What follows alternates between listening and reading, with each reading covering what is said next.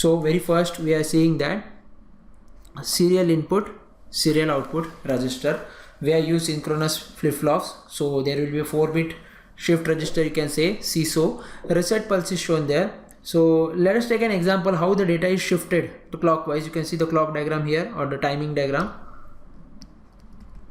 Let me take an example, a very simple example. Let us say that the data is of 4-bit, that is nothing but 1011. Now this data 1011 is to be inputted to the A flip-flop, and serially it will move to A, B, C, D. And preset terminals are not connected here because we are not using the preset terminals. So these are the preset terminals. At the same time I am using the clear terminal. All the clear terminals for each flip-flop is shorted to give reset pulse. Now what is reset? For a very short duration of time before applying the first clock pulse here, what we will do, we will apply a reset pulse, a very short duration, 0 pulse will apply here, due to which what will happen, the outputs QA, QB, QC and QD, they all will become 0. So for this reset pulse, before applying the first clock pulse, all the flip-flops are cleared, so output is 0. So let us see here what happens actually. So there are 4 outputs, QA, QB, QC, QD. So it will be a reset condition. First clock pulse will be here. Before the first clock pulse is hit, output is 0 0 0 0 because we are applying a reset pulse. Okay, so that because of that reset pulse it will be 0. First clock, what will happen, this 1 over here will enter flip-flop A.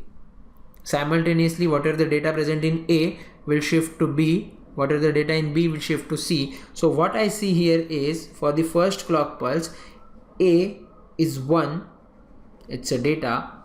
Whatever the data present in A that was shifted to B, whatever the data in B was shifted to C, C data shifted to D, and D was taken at output.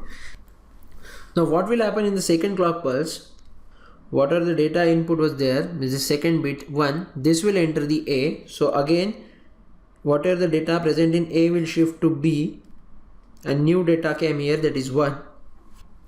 Whatever the data present in B, QB will shift to C, C to D, and whatever the data present in D, that was 0, again will taken it as output.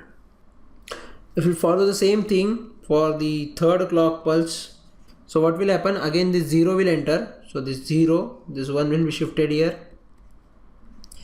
this 0 whatever present in the last cycle in QD will be taken at as output. So you'll see for the consecutive 3 clock pulse the data output is 0 because it was the reset condition, so it was coming out of 1 by 1 cycle, so output is 0.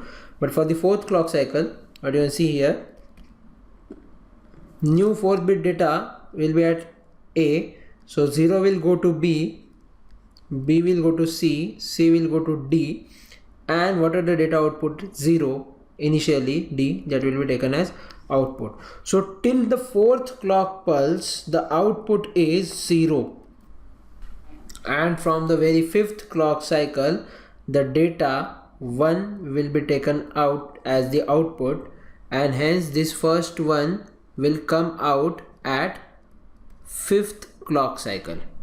So what we have here, if I say this is the first clock cycle, 2nd, 3rd, 4th and 5th, so by the time of 4th clock cycle, A term will be, flip-flop A will going through 1 0 1 1, that is nothing but this will be 1 0 1 1, and if I plot the diagram it will look like, for B the bits will be shifted to one position, this 0 will come here, so it will be 0 here, 1 here, 0 here, 1 here, this one is here. So what we have here is likewise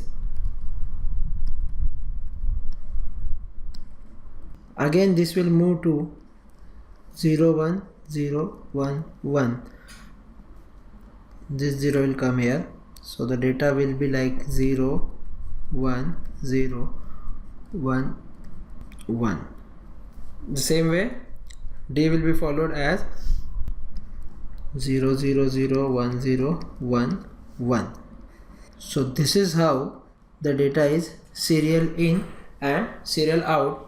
So what is the biggest disadvantage in serial out shift register is that since we are considering a 4-bit operation here, so you have to wait till the 5th clock pulse to arrive to get the data out. So that is the disadvantage for SISO register.